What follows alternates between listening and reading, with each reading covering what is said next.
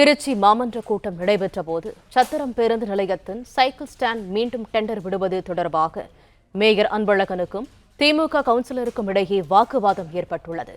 இதனைத் தொடர்ந்து சொந்த கட்சி கவுன்சிலரையே சஸ்பெண்ட் செய்து மேயர் உத்தரவிட்டுள்ளார்.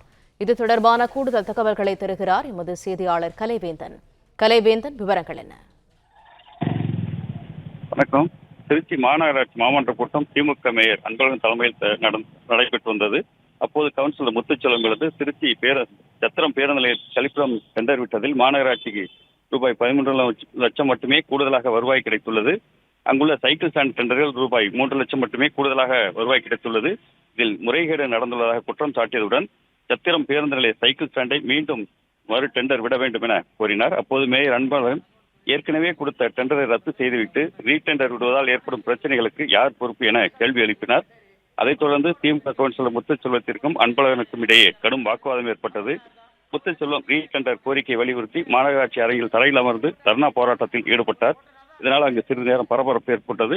அப்போது முத்துச்செல்வத்துக்கு ஆதரவாக திமுக கவுன்சிலர் ராமதாஸ் மாநகராட்சிக்கு வருவாய் இழப்பு ஏற்படும் போது ஏன் ரீடெண்டர் விடக்கூடாது என கேள்வி எழுப்பினார். அப்போது ஆணையர் மதுபாலன் குறுக்கிட்டு சந்தை மதிப்பை ஆய்வு செய்து மீண்டும் ரீடெண்டர் விடுவதற்கு நடவடிக்கை எடுக்கப்படும் என்றார். ஆனால் மீண்டும் ஆவேச குரல் எழுப்பியதால் மேயர் அன்பழகன் ராமதாஸ் இரு கூட்டங்களுக்கு சஸ்பெண்ட் செய்து உத்தரவிட்டார். கவுன்சிலர் முத்துச்செல்வம், ராமதாஸ் இருவரும் திமுக உறுப்பினர் என்பது குறிப்பிடத்தக்கது.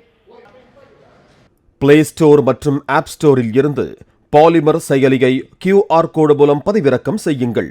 செய்திகளை உடனுக்குடன் பெறுங்கள்.